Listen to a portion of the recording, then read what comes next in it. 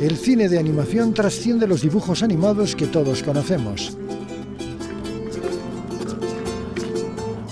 Se han desarrollado nuevas técnicas que es imprescindible conocer.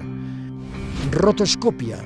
Nosotros tenemos la filmación y no es que vamos a dibujar sobre cada ojito, sobre cada rasgo, sino que podemos, a través de una dirección de arte, de una dirección de estilo, nosotros podemos sintetizar eso y a través de intervenir. En Bolivia existe una destacada generación de jóvenes animadores. Me gusta trabajar como freelancer en otros proyectos, ¿no? Propagandas, etcétera, y ahí hago solo la animación. Alguno de ellos ha alcanzado el éxito internacional.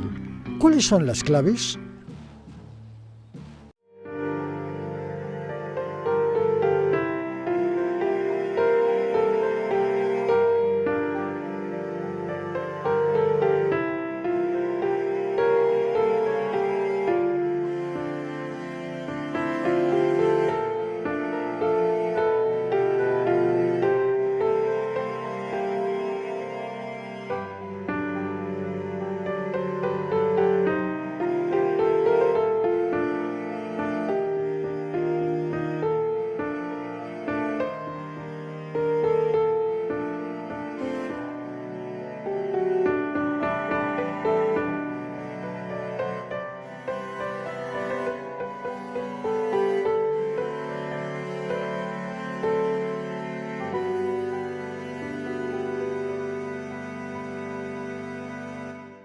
Empecemos por una aclaración fundamental para entender nuestros documentos de hoy.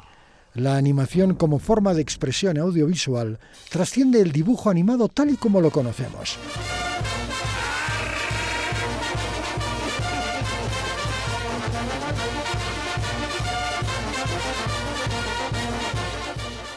Y la animación tiene por lo menos, que serán unos 80, 100 años antes que nazca el cine con los hermanos Lumière. Entonces, como que la animación es la madre de todo el audiovisual. Puede decirse muy bien que todo pudo empezar aquí, en las cuevas de Altamira o de Grimaldi.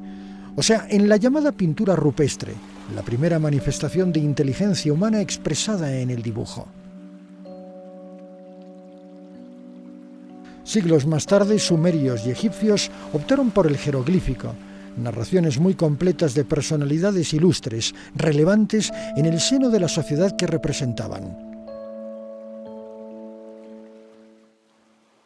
Por ejemplo, los chinos, algunos milenios antes de Jesucristo, aprovecharon adecuadamente esta propiedad de la luz y la sombra, legándonos las llamadas sombras chinescas. Lo que les estamos contando se traduce, atención en la palabra, en el fetaquitoscopio, es decir, un invento del físico belga Antoine Pilotot que consiste en un disco cortado en dirección a su centro con cierto número de ranuras y con figuras pintadas en una de sus caras. Complicado.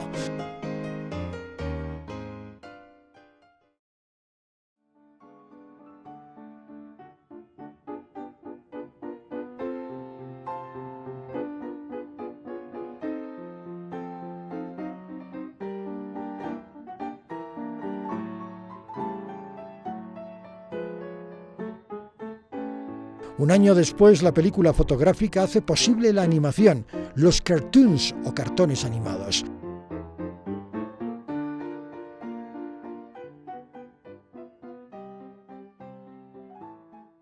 And now, ladies and gentlemen, the treat you've all been waiting for, Papito and Olavito.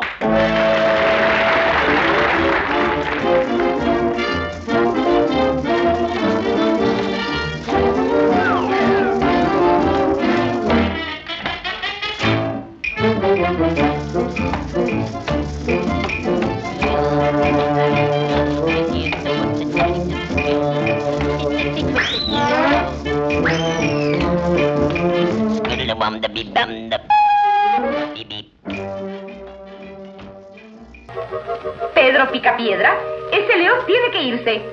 ¿Cuál león? Sabes muy bien cuál león. Es tiempo de que te enfrentes a la realidad. Pero Vilma, si tú sabes muy bien que solo es un gato callejero que encontré.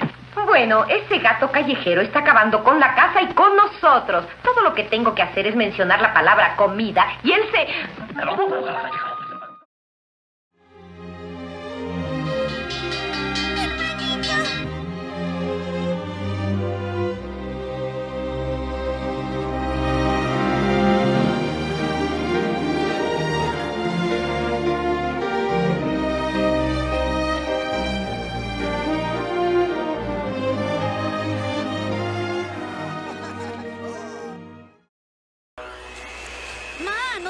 casi no oigo a los gatos ahogándose en su vómito.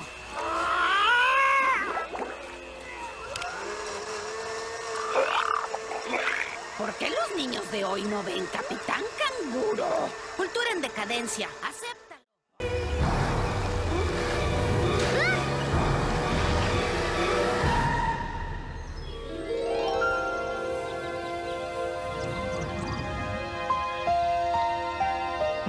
No puedes estar aquí. Márchate. Vete antes de que anochezca. Existen antecedentes históricos de animación en Bolivia. Trabaja su tierra, que es una buena tierra. Los primeros animadores reflejaban diversas facetas de la sociedad boliviana. En esa época no había escuelas de cine, no había talleres, no había pues prácticamente nada donde aprender animación. Poco a poco fueron introduciendo otros elementos. Vivía una niña llamada Arasá, que en guaraní quiere decir guayaba. El cine de animación nace a fines del siglo XIX.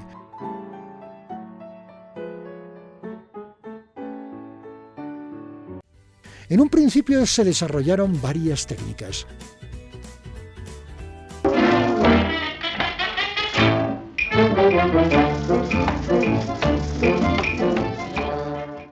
Emeterio en realidad fue una cosa un tanto anecdótica, ¿no? Porque, mira, yo empecé haciendo un taller el año 2001 y ese taller de animación quería que sea un taller que tenga una base sólida, ¿no? Cuando abordé la parte de la animación boliviana, encontré un pequeño dato, ¿no? que estaba ahí perdido en el libro de Carlos Mesa, La aventura del cine boliviano. Hablando con Elizabeth Carrasco, que es responsable del archivo, y ella me dice, no, pero ¿estás seguro que tenemos los materiales? Sí, le digo, no, el Pedro me ha dicho que los tenía. A ver, revisemos. Entonces empezó a revisar en su base de datos y me mira así con su cara media sonriente y me dice, y te cuento que sí está el material, pero me dice, no, lo tenemos en positivo, a colores y con sonido.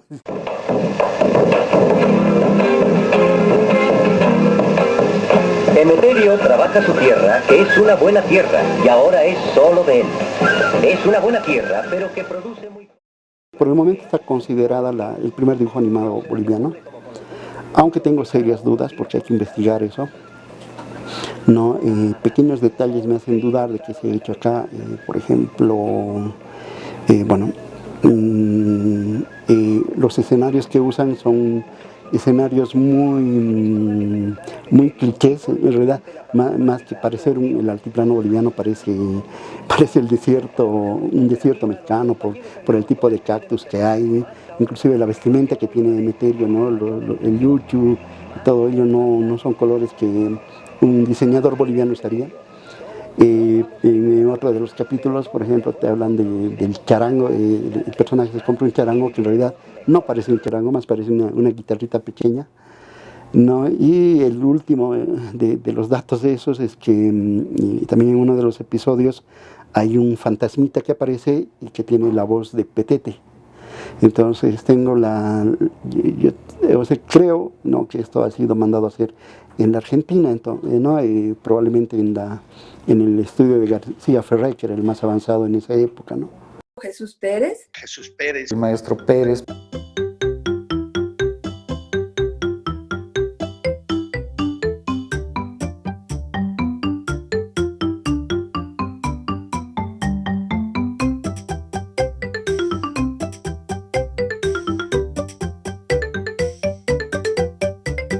Cada dibujo que una persona hace se parece de alguna manera a sí misma. Uno hace su propio retrato de alguna manera y eso es con todos, con todas las gentes, porque seguramente porque uno se ve en el espejo o qué sé yo, es una manera de se proyecta a sí mismo en los trabajos que uno hace o en los dibujos.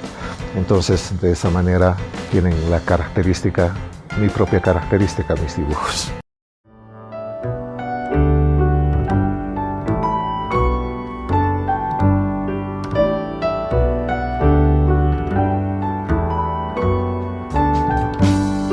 últimamente he estado tratando de sintetizar lo más posible. Eso por muchos motivos. Uno, porque uno avanza más rápido, porque es más simple y más sintetizado, entonces puede terminar el trabajo en menos tiempo, porque hacer un dibujo animado implica mucho trabajo. Son ya mínimamente 12 dibujos para cada segundo.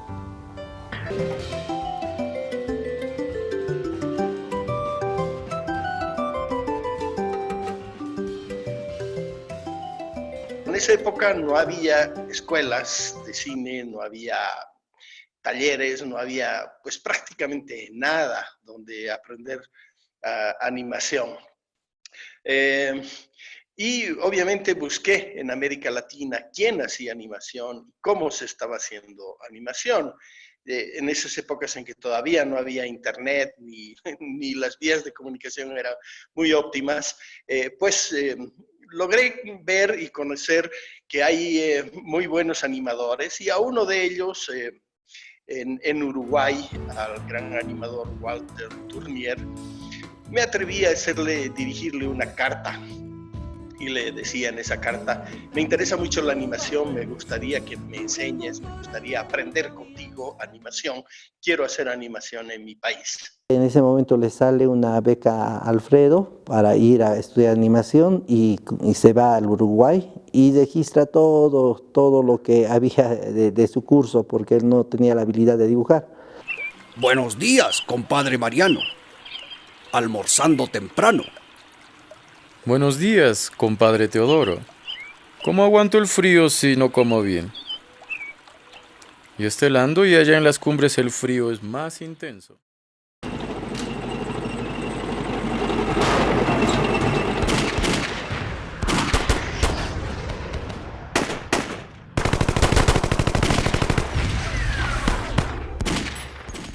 Después de esa capacitación, pues volví a Bolivia con una fuerza muy grande, con un empeño muy grande, ya decidido a hacer animaciones, ¿no? Y es así que desde esa época empezamos a sacar ya en productora Nicovis. Desde el inicio, Nicovis nació con el interés, con la idea, con los objetivos de producir para los niños, ¿no? Empezamos con un gran animador con el que había invitado a que trabajemos juntos. Bueno, que en ese momento era simplemente un dibujante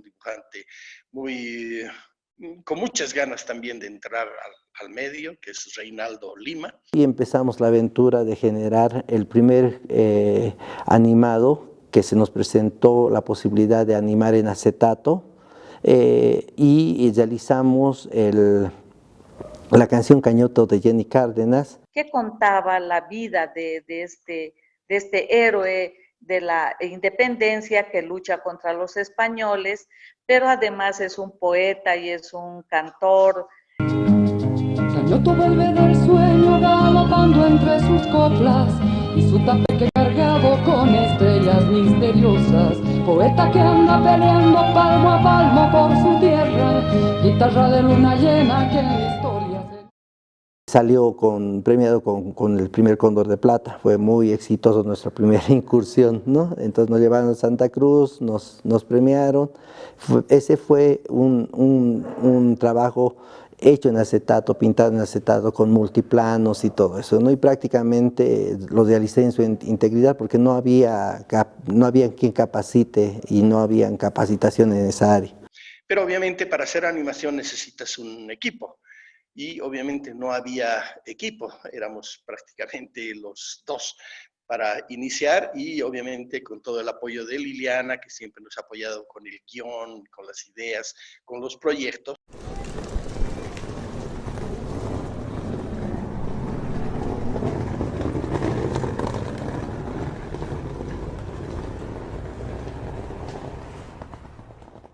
Y aunque no creas, ese pequeño letrerito en una ventana de vidrio, pues nos trajo gente interesada en hacer animación.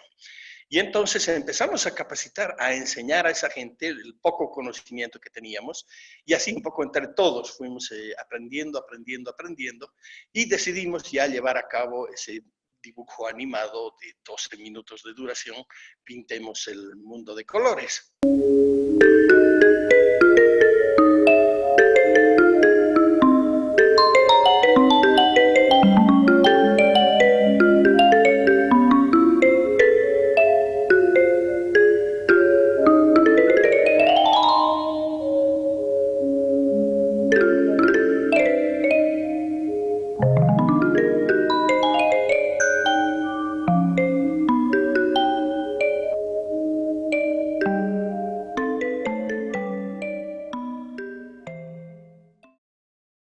Esa idea yo la trabajé con Bis.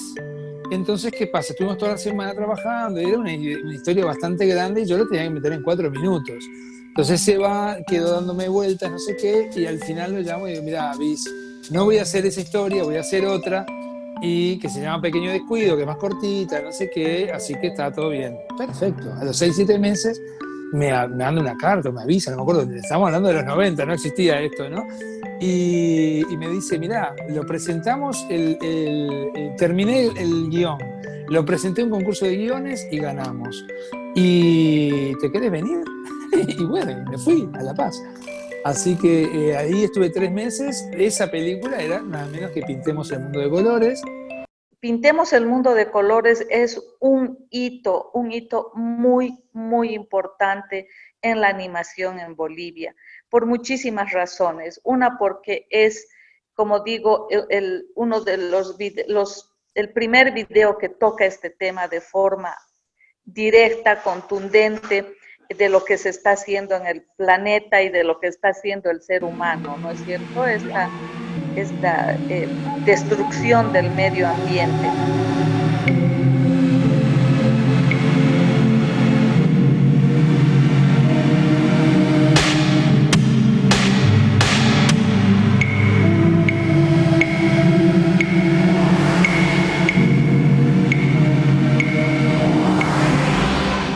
Buenos días, mi amor. Hola, buenos días. Buenos días, tesorito. Oh, está quietita mi niña. Está durmiendo. Buenos días, papitos. Mira, se está despertando. Que ella había hecho una película también acá en Montevideo, que había venido a filmarla acá, que era La muñeca de maíz. Y yo ya la conocía de lejos, ¿no? Y eso, habíamos coincidido en el mismo taller y eso, pero está. Y bueno, y a través de Bis me la presentó y nada, nos pusimos a hacer el storyboard y al final de ese año, del 91, ella se vino un mes acá a Uruguay, se quedó en mi casa y filmamos Paulina y el Cóndor. Ella tenía 7 años cumplidos. Ya tenía edad para pastorear las llamas y ovejas de su familia. Ya la abuela estaba muy... Me he inspirado en ese cuento que se llama Yassi y su muñeca. Yo hice mi propia interpretación, mis propios muñecos, inspirados, sí, en lo que es pues el Chaco, ¿no? Y claro, cuando me meto a hacer, yo tenía mi teoría, yo tenía de semiología, lo que quiera, tenía ¿cómo te explico? Mi búsqueda. Y entonces hago la muñeca de maíz con rasgar los personajes. El cuento de la muñeca de maíz viene de esta región, llamada el Gran Chaco, donde viven los indios guaraní. Allí, en un pueblecito casi perdido bajo la copa de los árboles, vivía una niña llamada Arasá, que en guaraní quiere decir guayaba. Hice este cuento que dura 5 minutos y ya cuando estuve en el Uruguay, te cuento que no fue aceptado mi arte. Es decir, estábamos acostumbrados a que Walt Disney nos dijera cómo tenían que ser Bambi o la princesa o la Cenicienta, y son equipos de animación. No fue aceptado, incluso tuve que defender a capa y espada, porque me dijeron, bueno, si tú quieres que te ayude, vamos a, yo te digo qué imágenes y tú las rasgas, pero yo te voy a decir. Y le dije, ¿sabes qué? No, este arte es mío y este se hace como yo quiero. En la muñeca de maíz solamente he utilizado papel rasgado, nada más. Pero ya en la Paulina y el Cóndor, que también tiene premio, y estas son las muñecas de la Paulina y el Cóndor, de la muñeca de maíz las he perdido, lo siento. Pero ya utilicé foto. Notas que en el pelo no es papel, es tela. Porque yo he ido siempre buscando innovar, pero no por el capricho de hacerlo, sino en buscar que los materiales me respondan, que me sirvan, que me hagan ese servicio de que yo pueda expresar. Esta es la misma Paulina, solo que está volando por el aire y un cóndor que la lleva, perepepe, para papá. Cuando tú puedes rasgar solita y no dependes de nadie, es lo mejor, que tienes que tener un pegamento que te ayude a articular. Mira cómo mis dedos se articulan, pero están pegados, ¿sí? A ver, así. Bueno, eso es lo que yo necesitaba en la animación, ¿sí? Así es que yo podía trabajar sola mientras ideo mi guión, mis personajes y sus movimientos. Pero dime, abuelito, ¿cómo era la sede en el Chaco? Cuando llegamos como novatos al Chaco, la selva tan enredada era como una muralla impenetrable. Y la terrible naturaleza en esos lugares nos hacía tanto más daño que el propio enemigo. Sin agua, sin caminos ni medios de transporte, era poco menos que imposible maniobrar en esos extensos campos de combate.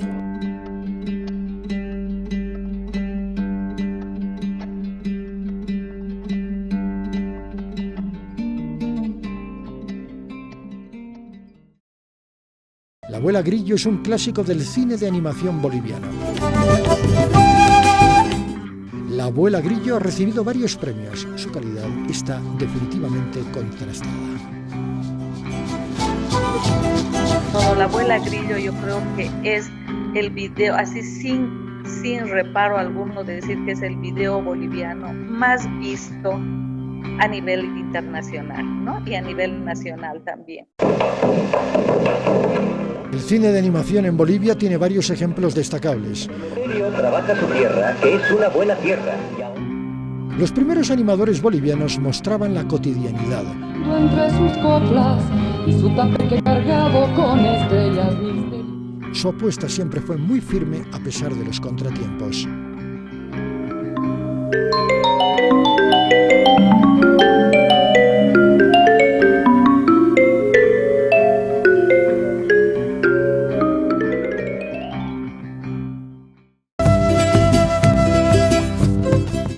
La abuela Grillo es un clásico de la animación boliviana.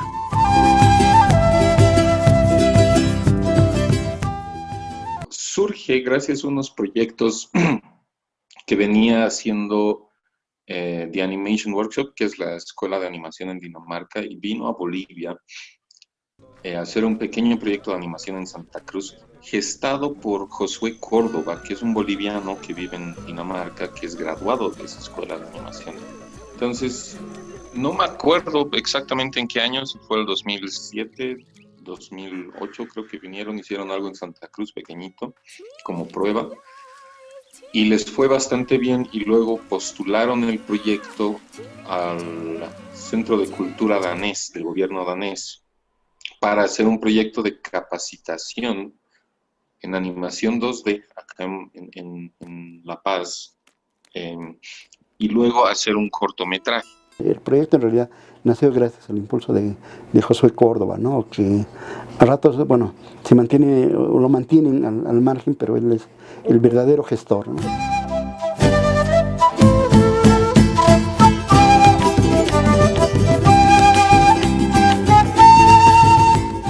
Con la abuela Grillo surgió pues también como otro regalo del cielo, digamos así, que me llamaron igualmente de Dinamarca y me dijeron, hemos conseguido un apoyo del gobierno danés para hacer un taller de animación en Bolivia y queremos que lo empujes y lo realices tú allá en Bolivia. Y empezamos a trabajar junto con Alfredo Bando y Reinaldo Lima. Ahí también se integró Pablo, se me fue el apellido, Pablo Thornton, ¿no? Y cada uno empezó a asumir un rol, ¿no? Alfredo Bando se encargó un poco de la parte administrativa, Reinaldo Lima de la parte técnica, yo me encargué de la parte pedagógica, por así decirlo, y Pablo de la parte de contabilidad y todo ello. BIS nos planteó que tenía un proyecto financiado para capacitar a animadores y hacer un taller con un acuerdo con la Universidad de Animación de Dinamarca, y el gobierno de Dinamarca nos planteó esa posibilidad. Nos embarcamos, Iván Castro, yo como animadores y que él, especialmente Iván, se dedicaba mucho a la capacitación.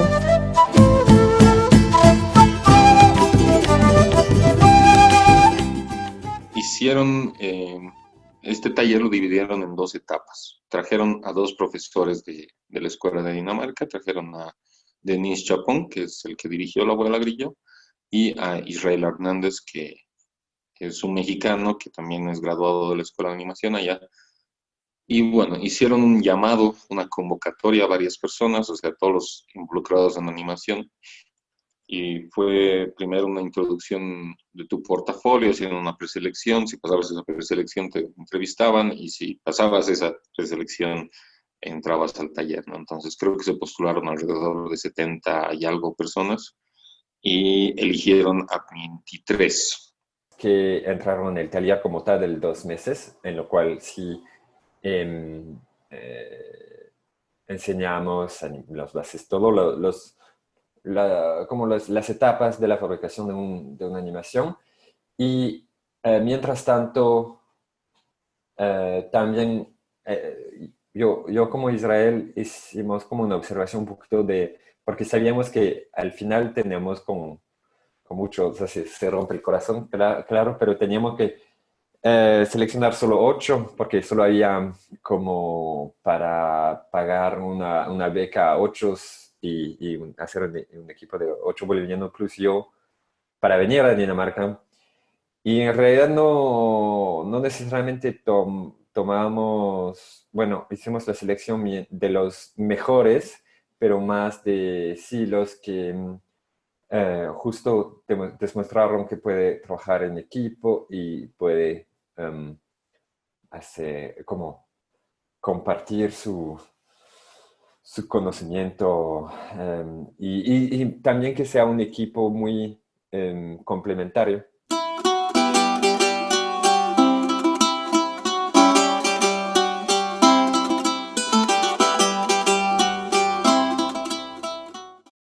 Este proyecto lo gestionaron desde Dinamarca, allá en la escuela de Viborg, en el Animation Workshop de Viborg. Hay una señora, Hanne Pedersen, que es lo máximo, que a ella le gusta mucho trabajar acá en Latinoamérica y hacer proyectos de formación, no solo en Latinoamérica, en África, en otros lugares también. Y bueno, logró con unos aliados aquí bolivianos hacer realidad, ¿no? un taller de formación para enseñarnos a hacer animación. E hicieron un proceso primero de selección para una beca de 2 meses aquí en La Paz, 8 horas diarias de trabajo, ¿no? Y recibieron trabajos de ilustradores, de audiovisuales, de personas de diferentes campos, ¿no? Relacionados a la animación. Un grupo muy particular de gente muy talentosa que hemos sido parte de un curso de especialidad aquí en Bolivia gracias a Escorzo, la Fundación Simón y Patiño, que hizo el contacto con Animation Workshop de Dinamarca para que podamos hacer un intensivo de animación.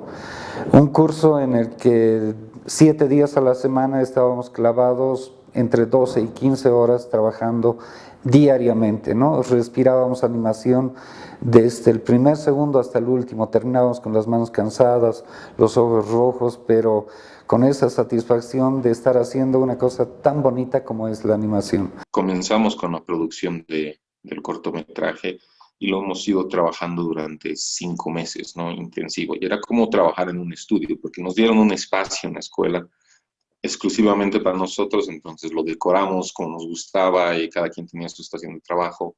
Entonces era un poco aprende mientras trabajas, ¿no? Y además que nos dieron casi todos los beneficios que la escuela te puede ofrecer, ¿no? Teníamos, había sesiones de dibujo, además que podías estar interactuando con los estudiantes, con los profesores, que nos han enseñado pues desde las bases de dibujo, las bases del diseño, las 12 principios de animación como tal.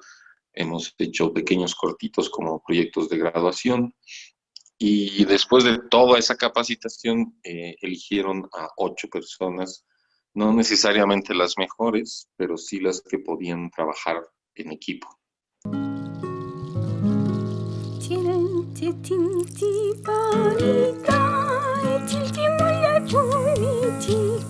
Había que ponerle una música muy buena y una voz cantante, porque la abuela Grillo era quien cantaba, para generar la lluvia. Pues ahí es que escogimos a nuestra gran cantante para que ella pusiera su voz y su creación y su propuesta musical para la abuela Grillo. Que Denia ya ha luchado para que Luzmila Carpio aceptara ser la voz de la abuela y la compositora principal de la música. El que hayamos trabajado tan minuciosamente el diseño de personajes a partir de conceptos básicos, ¿no?, del diseño, totalmente relacionados a la llegada al público, ¿no?, a la parte empática, al asunto empático, y que en el color hayamos tenido la suerte de tener maestros, ¿no?, como te decía, que al azar Susana Villegas o Román Nina, digamos, hayan estado detrás del color de la abuela Grillo, es pues casi que garantía que va a estar bien.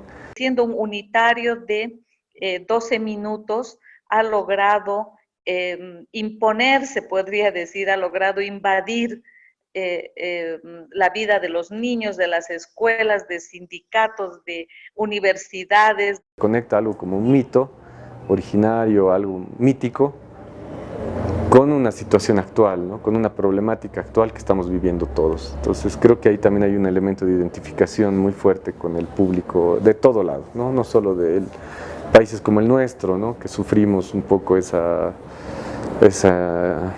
imposición, esa impotencia también, ¿no?, de no poder hacer mucho con nuestro propio país, ¿no? Realmente mi orgullo más grande ha sido la abuelita. Creo que no ha habido más orgullo en toda mi carrera que ese grupo de animadores jóvenes que teníamos esa visión de cambiar las cosas, ¿no? Nosotros inspirados también un poco en la historia de la animación aquí en nuestro país.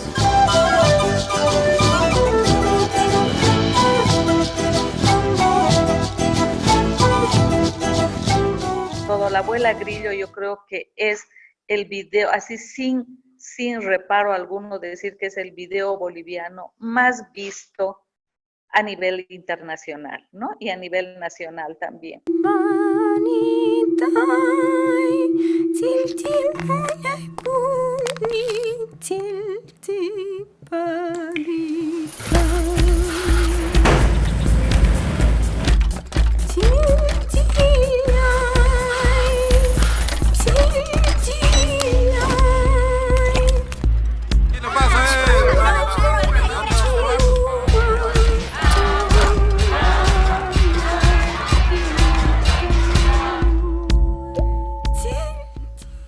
La abuela Grillo, el trabajo de Liliana, el trabajo de Sullán, ha dado pie a que de la abuela Grillo salgan otras historias, otros formatos. Se ha convertido en teatro, se ha convertido en títeres. Y, no sabes, la diversidad de cosas que van surgiendo de la abuela Grillo. Por ejemplo, hay gente que la ha asumido realmente, que se siente parte. Por ejemplo, cuando hay incendios o los incendios que ha habido en la Chiquitanía, pues la gente dibujaba a la abuela Grillo para que vaya a apagar los incendios en la chiquitanía, ¿no? Es decir, se sumaban, se apropiaban y proponían cosas que realmente eran sumamente gratas para la animación. No se obtiene dinero, pero sí se obtiene algo muy grato para para realmente estar muy contentos con el trabajo que hemos realizado y para empujar nuevas producciones. Yo he hecho una adaptación literaria en la que he complementado varias cosas, porque encontrar un mito de pronto a veces es una piecita o dos piezas del mito original, porque los abuelitos saben una parte y otros saben otra parte, y los antropólogos han recogido otra versión, y una ONG que trabaja ahí tiene otra versión, etcétera. Entonces, mi trabajo ha consistido un poco en reunir las diferentes versiones y poder armar una propuesta para los niños, ¿no? Va a salir nuevamente como libro, y libro que está saliendo en varios idiomas. Entonces, ese es otra de los aspectos muy gratos de la que nos va dando continuamente la abuela Grillo. 10 años más tarde sigue dándonos alegrías tan grandes como esta.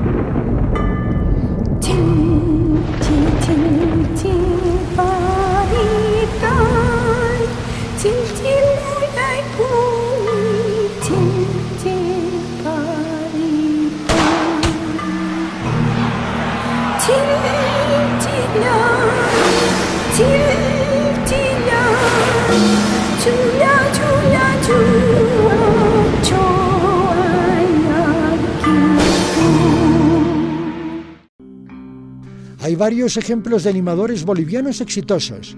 Se trata de gente joven talentosa y con historias que contar. El mundo ha descubierto a los animadores bolivianos.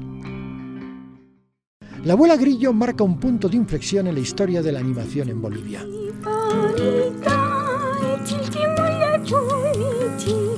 Siendo un unitario de 12 minutos, ha logrado imponerse, podría decir, ha logrado invadir la vida de los niños, de las escuelas, de sindicatos, de universidades.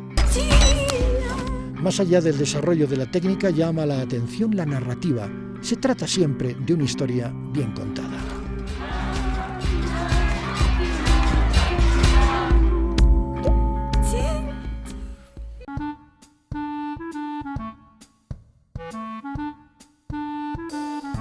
En la última década ha surgido una importante camada de animadores bolivianos. Empezamos a descubrir que había bolivianos alrededor del mundo que se dedicaban a la animación, el caso de Mauricio Ricaldi en Canadá, Daniela Wallace en Bélgica, y probablemente el más relevante, Jorge Cuellar, en la Argentina, que inclusive ya trabajaba para Disney Channel.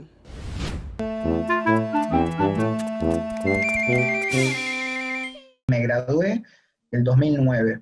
Después de eso hice Motion Graphics, que fue un año, una especialidad de un año, también en Image Campus. Y después me dediqué a trabajar. En realidad, en el último año ya de la facultad, que son 3 años la carrera, en el último año ya comencé a trabajar para Illusion Studios, que fue un estudio porque ahora cerró. Fue un estudio de Argentina que hizo películas como Isidoro Cañones. ¡Sinvergüenza, tarambana, parásito social! ¿Me llamaba Tito? Y a partir de eso me llamaron para entrar a Metro Games, que era uno de los estudios más grandes de Argentina de videojuegos. Fue en esa época donde los juegos sociales y los juegos mobile comenzaron a implementarse y en Latinoamérica, ¿no? Comenzaron a producirse, a desarrollarse y comenzaron a recibir muchas inversiones o compra de estudios de Estados Unidos, ¿no? De empresas mucho más grandes. Y me habían convocado para ese estudio porque yo tengo un estilo más cartoon, ¿no? Como vengo de dibujo animado, y si uno se pone a pensar, los videojuegos también tienen eso, ¿no? Todos los personajitos de videojuegos son como ver Disney Channel, pero dentro de un mobile. Con otros amigos también armamos una aplicación que fue un libro infantil, que es Candy vs. Chocolate, que es como para Pascuas, habíamos sacado como chocolates versus dulces, era una pequeña historia. Y a partir de esa pequeña aplicación que sacamos con unos amigos, nos terminamos convocando desde Australia para trabajar en un proyecto, para España, para Estados Unidos, o sea, como que sirvió a hacer un proyecto independiente para poder presentarnos al mundo, ¿no? Que eso también está bueno, de todos los que son profesionales, más allá de trabajar en una empresa que uno puede tener un historial de marcas, no sé, como Coca-Cola, MTV, no sé, y Disney, que también en Metro Games hicimos un juego para Disney. Nosotros uno en paralelo también está bueno poder tener el tiempo de generar proyectos o productos personales, ¿no? Originales. Lo interesante de Bolivia es que hay varios bolivianos fuera de Bolivia trabajando en la industria animada, ¿no? Hay gente en Argentina, en Estados Unidos, en Europa, en Brasil también, en varios lugares, ¿no?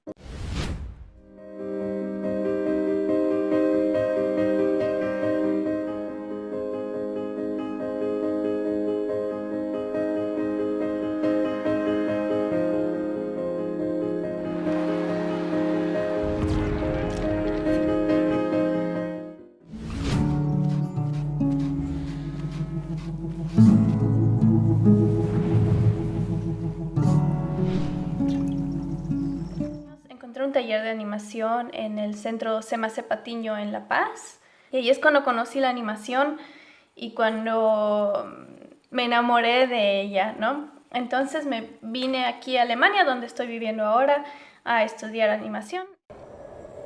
Ein König sitzt auf seinem einsamen Berg. Yo me considero a mí misma una directora, es decir, que dirijo los cortos de animación que hago. También me gusta mucho escribirlos, me gusta mucho contar las historias. Entonces, cuando hago un corto, cuando realizo un corto, comienzo desde la escritura, el guión, el animatic, storyboard, todo eso. Luego con un pequeño equipo de animación lo animamos, donde yo hago la dirección, y luego al final la dirección de postproducción, etcétera, y dirección de música, etcétera. Entonces, me gusta estar como parte de todo el proceso. Ahora, esto es cuando hago cortos. A veces, para ganarme el pan, digamos, me gusta trabajar como freelancer en otros proyectos, ¿no? Propagandas, etcétera, y ahí hago solo la animación.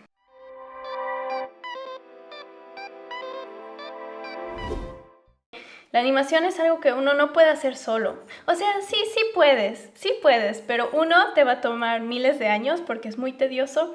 Y dos, siento que las mejores ideas vienen cuando unes cabezas, ¿no? Si un corto es muy tuyo, muy de una sola persona, se nota que no hay como que input de otros lados. Entonces me parece muy importante tener un buen equipo. En este pueblo hay días livianos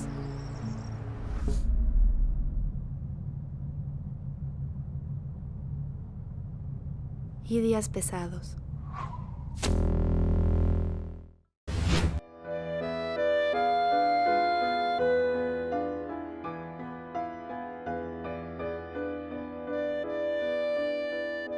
Ingrid ha estado siempre muy activa y creo que de todas las cosas que ella hacía, porque ella era muy inquieta, digamos, creo que la animación era lo que más le terminó conquistando y ella le terminó dedicando más tiempo, ¿no? Y estaba muy bien lo que estaba ocurriendo. Con lo de Ugamú, por ejemplo, ella era la productora y bueno, y creo que es una gran pérdida, ¿no? Realmente es una gran pérdida para la cultura en Bolivia en general, para la animación principalmente.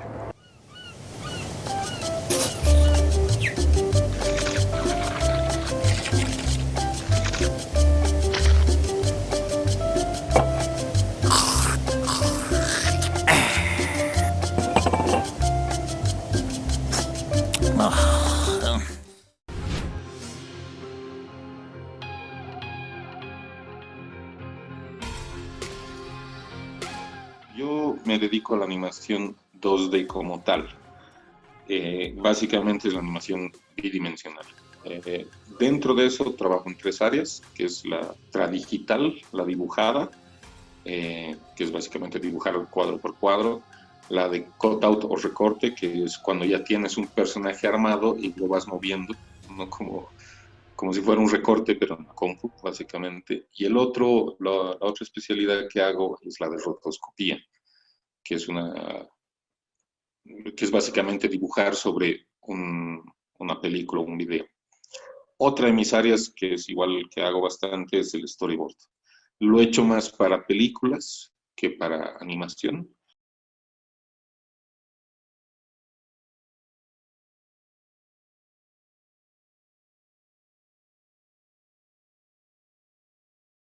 Me alejé por un tiempo de lo que es animar como tal, ¿no? Porque estaba un poco cansado de esa parte. No porque no me guste, sino porque le hice demasiado. Entonces necesitaba como tener un pequeño descanso. Y en ese pequeño descanso es donde comenzó a potenciar mucho lo que es el storyboard y la dirección, ¿no? Porque direcciones había sido otra cuestión, ¿no? No había sido tan fácil como parece.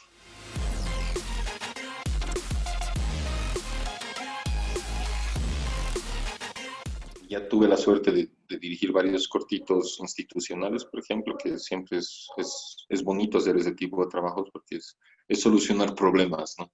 Que es algo que me gusta mucho.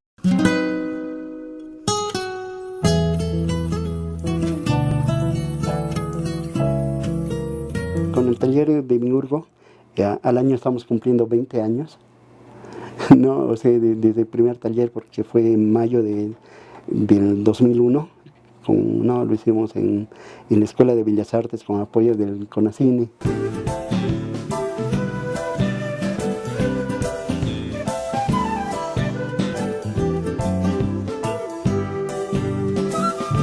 Creo que es la única experiencia en Bolivia donde prácticamente hemos trabajado con todas las técnicas, ¿no? O sea, tanto digitales como analógicas, inclusive experimentales, ¿no? Hemos hecho ejercicios con papel recortado, con muñecos de plastilina, en pixelación, hemos jugado con arena, con chinches y alfileres sobre tela negra, entonces donde íbamos metiendo y íbamos formando cosas.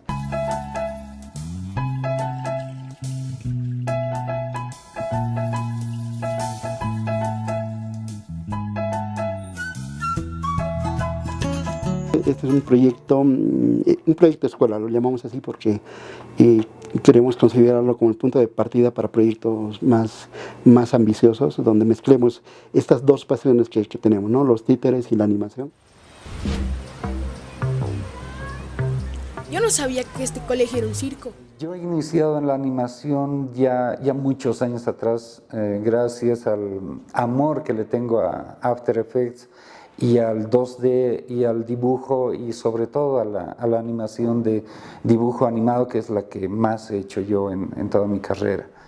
Hace unos días mi abuelita se sintió mal y se la llevaron al hospital. La gama de clientes que tengo van desde clientes que realmente tienen muy poca experiencia en el área audiovisual y es ahí donde actúa más esta característica de comunicar, ¿no? De escuchar primero, elaborar el mensaje según uno va escuchando las necesidades del otro.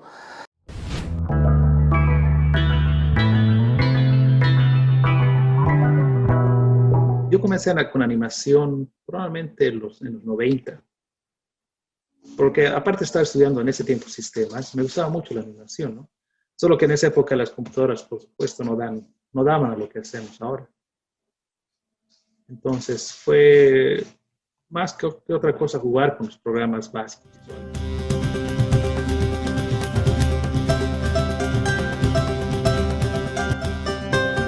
Hice muchos efectos visuales, trabajé para películas como efectos visuales, eso quiere decir películas que han sido filmadas y encima se le ponen los efectos, ¿no?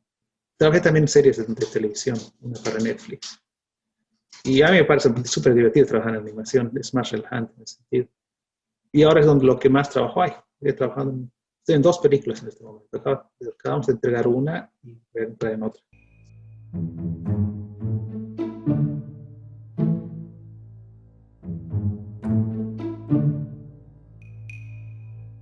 Las nuevas tecnologías han convertido el mundo en un pañuelo y nuestros animadores tienen a su disposición un abanico de posibilidades para aprovechar. El cine de animación tiene diversas técnicas.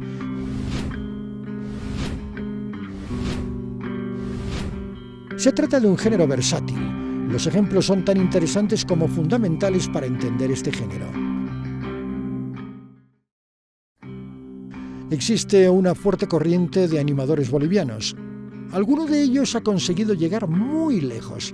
Grandes productoras internacionales toman en cuenta a los animadores bolivianos. Y ahora un cursillo rápido de técnicas de animación. Time-lapse. Se basa en una secuencia de fotografías tomadas en cierto espacio de tiempo de separación entre una y otra. En algunos casos da sensación de cámara rápida. Un ejemplo es este, Yosemite Rays of Light de Sean Reader.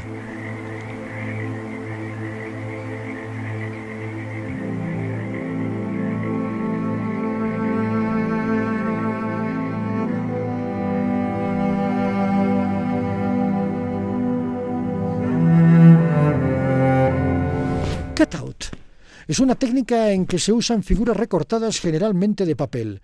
Los cuerpos de los personajes se construyen con los recortes de sus partes que, moviéndolas, obtienen diversas poses. O también se llama skeletal animation.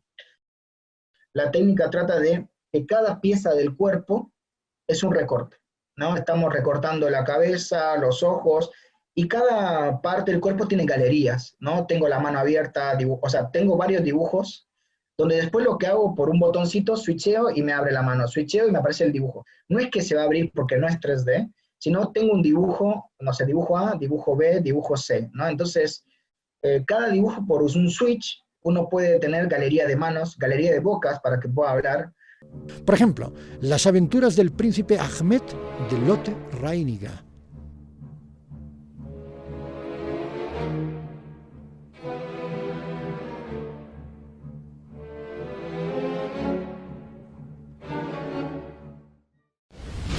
Animación por computadora. Esta técnica consiste en crear por medio de una computadora imágenes en movimiento, por lo general gráficos en 3 dimensiones, aunque es mucho más complejo y necesitaríamos más de 1 hora de programa para explicarles todo esto. Citamos Ga'Hoole, la leyenda de los guardianes. La leyenda nos habla de un grupo de nobles guerreros, conocidos como los guardianes de Ga'Hoole. Rotoscopia. Su secreto reside en que cada fotograma está creado partiendo de un calco exacto del fotograma de una película filmada en imagen real. Y no es calcar sobre la filmación, sino es como una intervención artística. ¿Qué quiere decir esto? Nosotros tenemos la filmación y no es que vamos a dibujar sobre cada ojito, sobre cada rasgo, sino que podemos, a través de una dirección de arte, de una dirección de estilo, nosotros podemos sintetizar eso y a través de intervenir. Puedo hacer un efecto que pasa alrededor de mi cabeza, puedo hacer un montón de aspectos mucho más creativos que solamente dibujar encima, ¿no? Entonces, esa técnica se usa mucho para videoclips y está muy bueno, facilita, sobre todo las personas que no están tan familiarizadas con la animación de personajes cartoon o más realistas o estilizados, tener una imagen, una filmación de referencia sirve mucho para pensar más en una ilustración en movimiento que pensar en animación, en timing y en acting. Por ejemplo, lo veamos en Yellow Submarine, de George Dunning.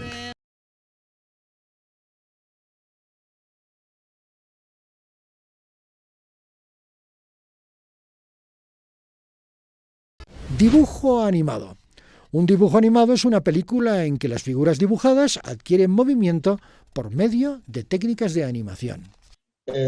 Esa animación se hace en Disney, se trabaja 12 dibujos por segundo, 24 dibujos por segundo, y prácticamente, como dije que es dibujo por dibujo, uno plantea el primer boceto y después en la siguiente hoja hay que volver a redibujar todo y plantear. Lo que tiene esto es que nosotros podemos girar la cara, podemos poner la mano que pase por delante de la cámara, se aleje, no tenemos tanta soltura y muchas publicidades se trabajan de esta manera, del movimiento de cámara, del acercar o jugar con el lente, ¿no? Que es el lente gran angular, y vamos a un lente mucho más normal o más estándar. Escogemos como ejemplo Akira, de Katsushiro Otomo.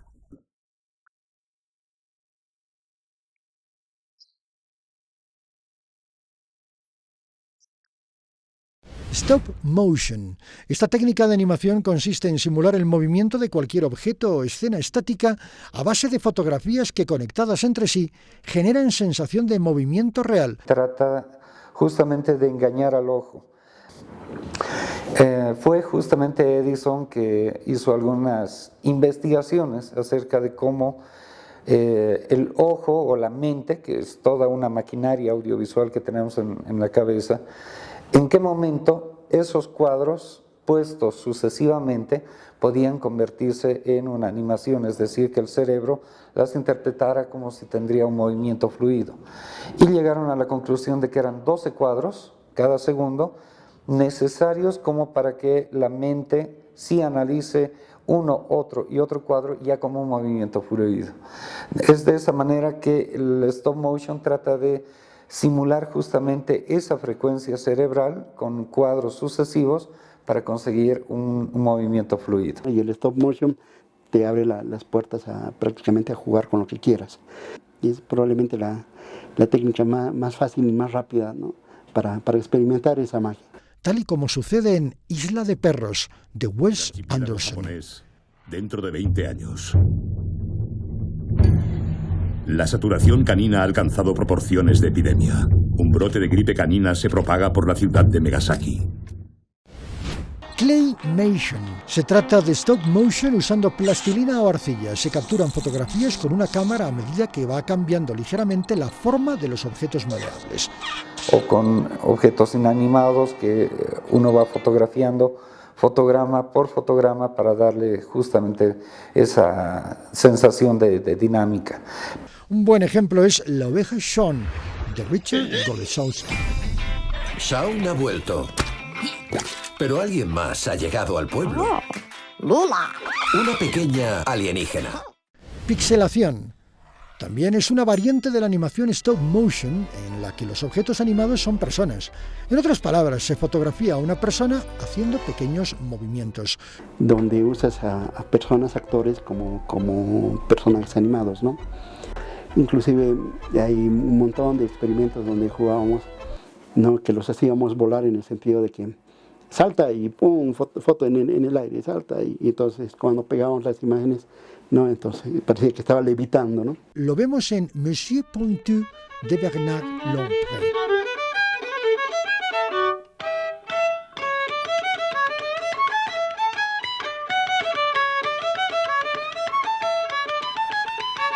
Toda animación tiene relativamente un cuerpo humano muy parecido, en el sentido de que todos empezamos por una idea, luego de ahí se va plasmando en un guión, ese guión se va volviendo un storyboard, el storyboard se vuelve un animatic, ese animatic se pregraba en voces como para darle justamente esa definición de bloques, ¿no? De tiempo. ¿Qué se va a contar? ¿Dónde se va a contar? ¿Cuánto va a tardar cada cosa en contarse? ¿Y cuánto va a ser la duración total? De esa manera uno también tiene un mapa perfecto de cuánto esfuerzo se necesita para hacer un dibujo animado. Y créanme, es mucho. O sea, estamos hablando de prácticamente 12 dibujos cada segundo, 12 obras de arte cada segundo, porque realmente son 12 veces por cada segundo que tú tienes que dibujar fondos, dibujar una boca, hacer un parpadeo, mover un poquito la cabeza a un costado o a otro, o ir subiendo o bajando la mano. Es decir, es un trabajo muy minucioso. Y bueno, luego de estos procesos está la colorización, están el compositing, la grabación, la masterización del sonido, es decir, las áreas involucradas en cualquier tipo de animación no van solamente al dibujante. Hay muchos otros talentos involucrados, también están los sonidistas, están actores de doblaje, que realmente los actores de doblaje son pieza fundamental, porque gracias a ellos es que un personaje adquiere el carácter que debe adquirir y hacerlo también es un mundo, ¿no? Este ha sido nuestro periplo a través del cine de animación. Como habrán comprobado ustedes, no es una tarea fácil, se necesitan muchos recursos artísticos y técnicos, pero sobre todo creatividad para animarse a animar.